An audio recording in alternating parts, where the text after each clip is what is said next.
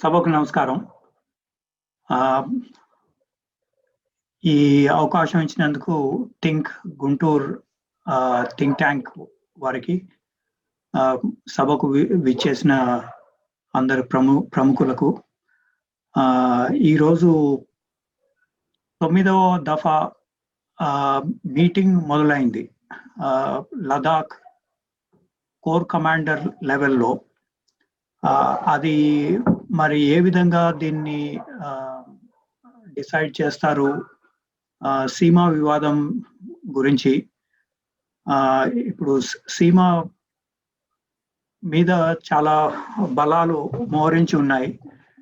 అవి మరి ఏ విధంగా దాన్ని సొల్యూషన్ ఒకటి తీసుకొని వస్తారు అనేది ఇంకా మనకు తెలియదు. ఈ విషయం ఇప్పుడు భారతదేశం చైనా గురించి డిస్కస్ చేయడానికి వాళ్ళ ఈ అవకాశం ఇచ్చినందుకు థింక్ ట్యాంక్ కి నా నమస్కారాలు. ఇప్పుడు భారతదేశం చైనా గురించి ఇప్పుడే మీరు చెప్పారు, దాదాపుగా 2000 సంవత్సరాల ఒక ఇతిహాసం రెండు దేశాలకు ఉంది. బౌద్ధుడి విచారధారణ టిబెట్ చైనాలో ఎట్లా వెళ్ళినాయన్నవి ఇప్పుడే మీరు చెప్పారు. అదేవిధంగా సీమా వివాదం అది యుద్ధానికి దారితీసిన రీజన్స్, వాటి ఫలితాలు మనం ఇప్పటి మటుకు ఫేస్ చేస్తూ ఉన్నాం. వీటి గురించి మనం చర్చిద్దాం ఇవాళ. Let me say that the 9th meeting in Ladakh is still in progress. If we go by the previous meetings, they have been for a long time, almost 12 hours, 13 hours, 14 hours, they were discussing in the previous 8 meetings. And so today's meeting is also expected to be very complicated and lengthy. As of now, we do not have the details of what is the progress of the 9th meeting.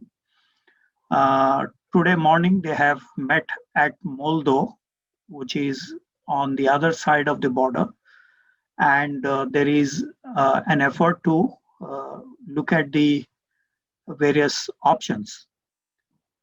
Prior to this, we have seen last week in Sarichu River in Arunachal Pradesh, there was the reports about 101 households being constructed. Buildings have been constructed. And the Foreign Ministry of China spokesperson mentioned that this is their sovereign territory and that others have no right to speak about it. Likewise, the Ladakh events last 1 year have also been termed as sovereign issues of China, not disputed areas, but sovereign issues of China. So they have already decided it is part of their sovereignty. So it is a unilateral measure. Despite the 36 years of discussion we have had between the two countries, they have mentioned about the word sovereignty. So this suggests the Chinese have escalated. Chinese have been adamant on the status quo related aspects, or in terms of the discussions between the two sides. So this is a new development for which we have to prepare. Now, since we are discussing broader India-China relations, I would suggest that we go back to history, as the organizer has just now mentioned. Angus Maddison, a famous economic historian, and I will recommend you to read his writings. He recently passed away. Angus Madison suggested in his book for the OECD that Indian GDP was nearly 34% of the global GDP 2000 years ago, while China's GDP was about 27% of the global GDP in that year, 2000 years ago, while Western Europe had 11% of the GDP, global GDP. Japan was hardly any economic activity at the time, but it was rising. By 1000 AD. It has become about 3% of global GDP, and it reached in 1973 roughly about 7% of the global GDP. Now, United States hardly had any history except for the Red Indians. United States GDP was almost zero during the 1700s or 1800s. But that year, in 1820, American GDP substantially increased to become 26% of global GDP by 1960s. So today, United States GDP is on decline, although it is the highest at around $18 trillion. On the other hand, India's GDP, which used to be around 34-35% of the global GDP, today it constitutes about 4% of the global GDP, although it is now the sixth largest economy, and the effort is to make it into the $5 trillion economy at around 3 trillion to about 5 trillion. China, which had about 27% of global GDP 2000 years ago, it has now reached roughly about 14-15% of the global GDP. And it is the second largest economy in the world at $14 trillion. Western Europe has the Industrial Revolution, and its material capability was very high after the Industrial Revolution. But from the Second World War, from the First World War, it declined. And today it constitutes less than 20% of global GDP. All the 29 odd countries in European Union, they are in relative decline. Although as a grouping, it is the second largest in terms of the economic. So this suggests that the economies of India and China are very high, cumulatively more than half of the global GDP 2000 years ago. And today, again, China and India are rising.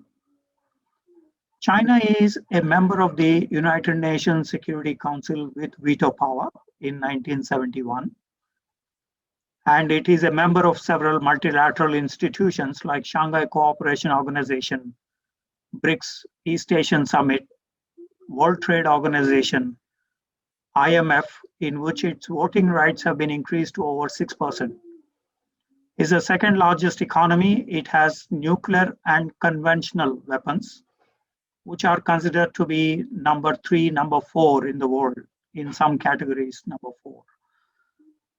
Comprehensive national power is a new indicator, and in this, China is ranking some 4th position. It is also at the center of supply chain mechanism, and it is the largest trading partner for 128 countries, including with India. Last year, we had some $87 billion of trade with China. China also has new initiatives like the Belt and Road Initiative, in which India did not participate. China also floated Asian Investment Infrastructure Bank, and also New Development Bank of the BRICS. On the other hand, India is not a member of the United Nations Security Council. Today, it is a member of the non-permanent member of the Security Council, but mainly dealing with the terrorism and other aspects. India is also a member of the SCO, Shanghai Cooperation Organization, BRICS, the East Asian Summit, the World Trade Organization, which is a founding member, IMF, and its voting shares have also been increased to nearly 3% in the IMF as compared to 6% for China. As its GDP is growing, the IMF role is also increasing. India is now a member of the Quad, Quadrilateral Security Dialogue, and is also an active member in the Indo-Pacific. India is the sixth largest economy and also has nuclear and conventional weapons. It is considered to be one of the major countries in terms of the military prowess. In comprehensive national power terms, India is the sixth largest in the world currently and is also a member of the Asian Infrastructure Investment Bank and the New Development Bank of the BRICS. Now, in terms of futuristic ideas, China proposed what they mention as China Dream, China Rejuvenation, and also a community of common destiny to be led by the Communist Party. In the case of the Chinese threats, they mentioned three evils: separatism, extremism, and splitism. Now, basically, these are meant for the Uyghurs in Xinjiang, Taiwanese, or even to the Dalai Lama. In the case of India, last 7-8 years, Vikas is the main thrust area of the Indian government. It is also suggesting to an inclusive agenda. We have seen, for instance, recently the launch of the vaccine for the neighboring countries as part of the neighborhood first policy. Nepal, Bangladesh, Maldives, Sri Lanka, Afghanistan, other countries have received vaccines, and there is an effort now to provide other services to the South Asian, but not just the South Asia. Some 92 countries are expected to receive the vaccines from India. So to that extent, since we are having a problem with the COVID-19, it is an inclusive agenda by the Indian government. Much of these vaccines are given at free or sometimes sold at 250 rupees. So that is a very inexpensive way. In the case of China, it is not clear how much exactly they are providing for, but Bangladesh complained that they are selling at 8,000 to 9,000 rupees for one injection. So China also views this crisis, which originated in Wuhan, as an opportunity. While in the case of India, it has an inclusive agenda. India also has the counter-terrorism mission, which suggests that the Indian policies and Chinese policies are slightly different from each other. While China has the Belt and Road Initiative, India has the Act East policy and the Indo-Pacific, while China has Belt and Road Initiative and Community of Common Destiny, slightly different from each other. So let us look at the China's policies towards India and India's policies towards China. For a long time after the 1962 border clashes, the Chinese have been considering India as an important country, but within South Asia. Indian analysts never said China is an important country in East Asia. Indian analysts, Indian statements, official statements mention China is an important country in the world. So that is the kind of interpretation we made willy-nilly, which suggests that we need to do something about this. China follows an engagement policy, but also containment policy towards India through Pakistan and other areas. Engagement policy is reflected in Panchsheel principles, Bandung Conference, multilateralism, multipolarity.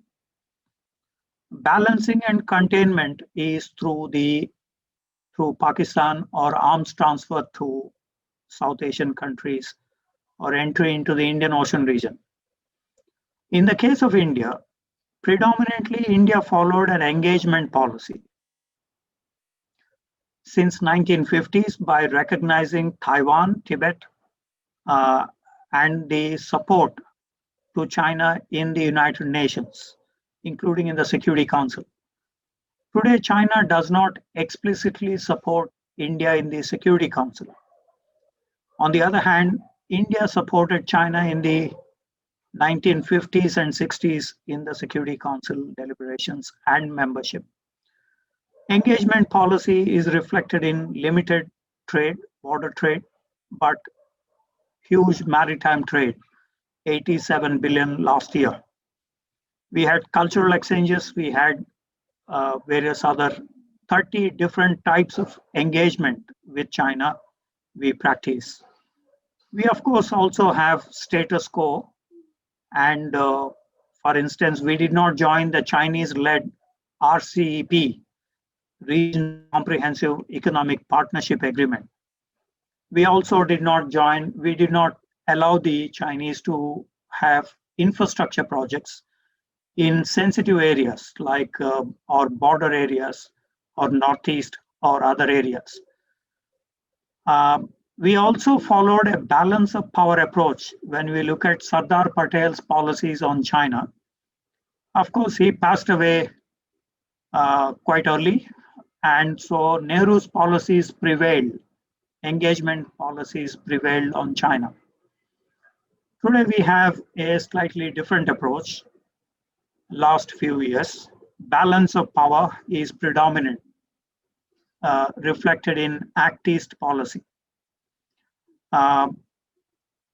We can also follow a containment policy of China, although Prime Minister Manmohan Singh and Prime Minister Modi, they mentioned to the Chinese side that they are not part of the containment of China. I think with the Galwan incident where 20 Indian soldiers were killed, including a colonel who hails from Suryapet, the Indian government needs to relook at its policies vis-a-vis China in the background of all that we have seen in the last 1 year. Now, the key problems between India and China are in terms of territorial dispute in the western sector, middle sector, eastern sector. They both decided when Prime Minister P.V. Narasimha Rao visited China in 93, they both decided that the dispute will be resolved by peaceful means, not by use of force. So Galwan incident is actually a problematic because not only killing Indian soldiers, but China had mobilized forces, military forces, against the agreements we signed with them. So in other words, in future, if we have an agreement with China, it is not clear whether they will follow it or not. Or like in Galwan, they throw it to the winds. So we have to be cautious the next time we conclude an agreement that this agreement is going to be only tactical rather than to be agreed upon in total. So territorial dispute is one area where we still have a major problematic area and various incidents have been reported. 1962 has been referred to, but we also had the Nathula Chola in 1967 in Sikkim, Samdurongchu incident in 1987, Daulat Beg Oldi incident in 2000, There is also the Depsang Plains incident in 2013, which currently China is trying to occupy. We had the Chumar incident in 2014 and 15 in the borders of Himachal Pradesh and Tibet areas. We also had in Barahoti in the middle sector closer to Uttaranchal a helicopter incident in 2016. 2017 we had a Doklam crisis because Bhutan is dependent on India on security related aspects, so we went and defended Bhutan by mobilizing forces, patrols and others. So finally the Doklam crisis fizzled out, but the situation still prevails of tensions in Sikkim with Tibet. We also had the Pankungso Lake Galwan incident last year, the fishtails in Arunachal Pradesh, and the Upper Subansari case in the last 1 year. So this is one issue. Territorial dispute is a major issue. Second is Jammu and Kashmir. We have seen that while China's tried to be neutral with a positive orientation towards Pakistan, today it is out and out supporting Pakistan in the Pakistan occupied Kashmir, in the Gilgit-Baltistan areas, or in the CPEC projects, China-Pakistan Economic Corridor projects. Actively, China also deployed some 30,000 security guards. According to the Indian Army chief, these security guards are providing security against terrorism in POK regions.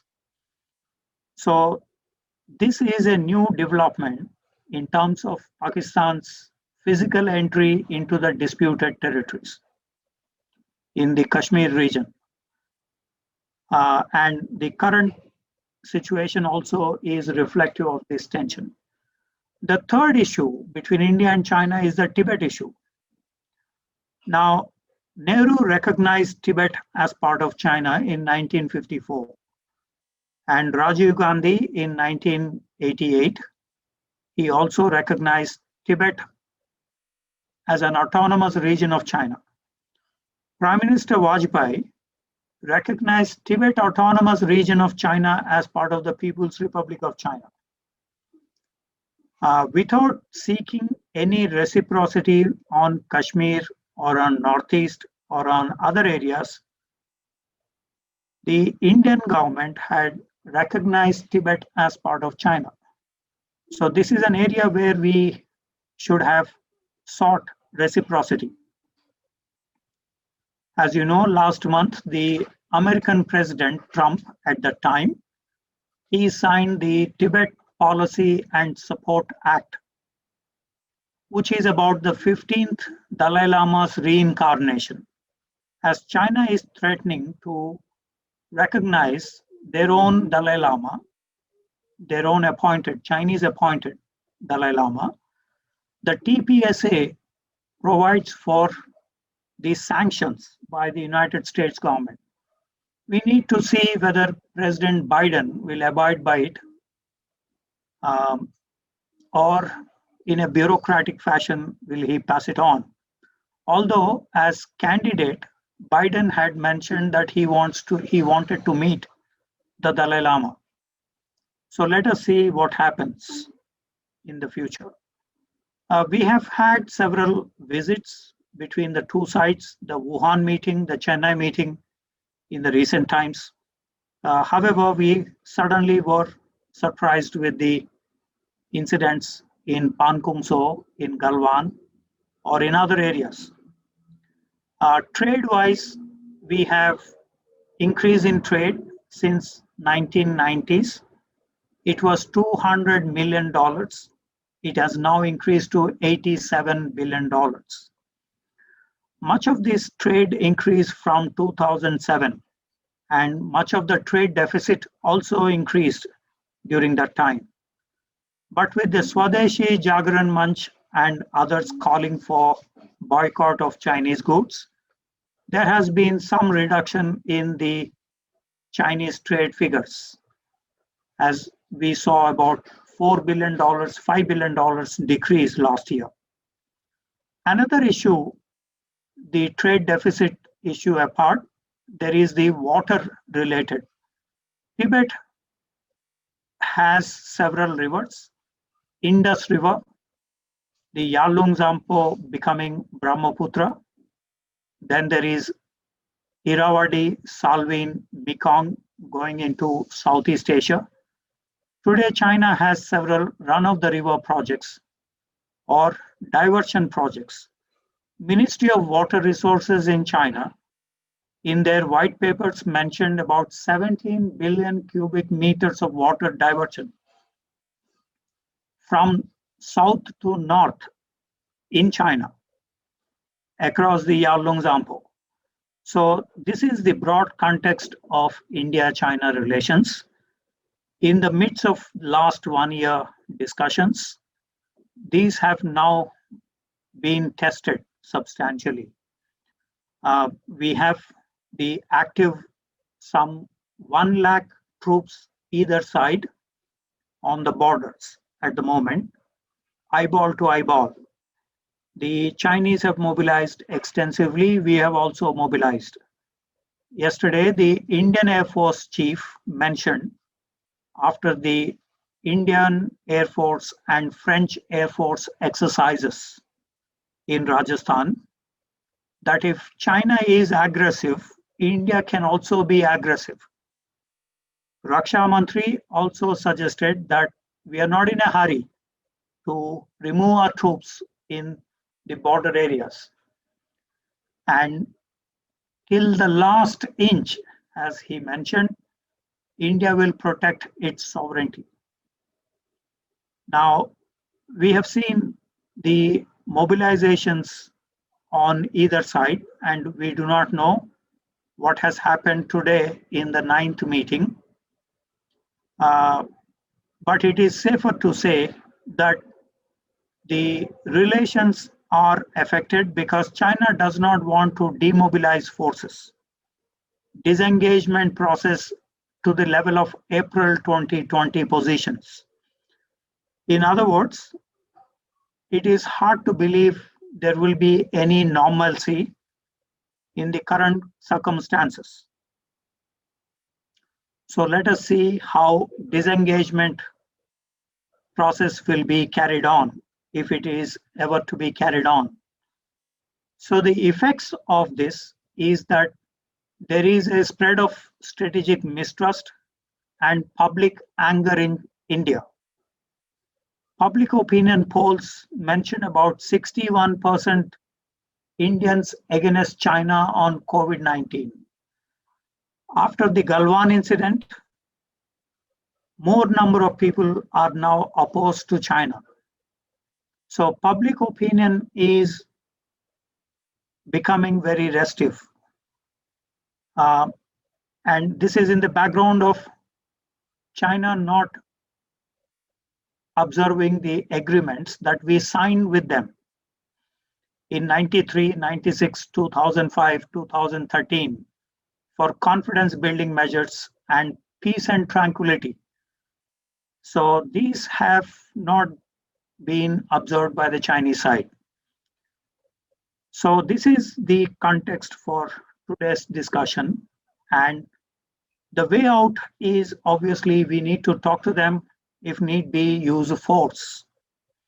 The disengagement and de-escalation we suggested to peace and stability as it prevailed early last year. And Chinese proposals of meeting halfway are not acceptable to India, nor are the other. So finally, I think I took some time. Finally, I would suggest the Indian strategies can be reflected in economic field, in diplomacy, in political, in strategic, or in the military spheres. In the economy, we have not accepted the RCEP, regional comprehensive economic partnership because of the higher trade deficits and China's refusal to open up its market for our Indian pharmacy or to the software companies. No Chinese state-owned enterprises has been given access to the Indian software industries. So China protects its market while they want the Indian market to be open. So that is the approach. So we banned several Chinese apps like TikTok, UC browser, or others. And we also put some restrictions on the infrastructure investments or on trade or on visas. In terms of diplomacy, we had neighborhood first policy and zero tolerance. Since China is raising the Kashmir issue in the Security Council, the zero tolerance is also reflected in terms of counterterrorism. So we have a kind of controlled engagement with China. At the political level, we are supporting democracies, including informally the Tibetan right to vote, as currently they are in the process of electing their Sikyong. This is a litmus test in terms of promoting democracies. In terms of strategic initiative, we have the Act East, we have the Quadrilateral, we have the Malabar exercises with the 4 navies. And at the military level, we are to strengthen deterrence. We signed several foundational agreements with the United States, but that is still not enough. We have to also take the neighborhood. So let me stop here, and I'm willing to take questions from you.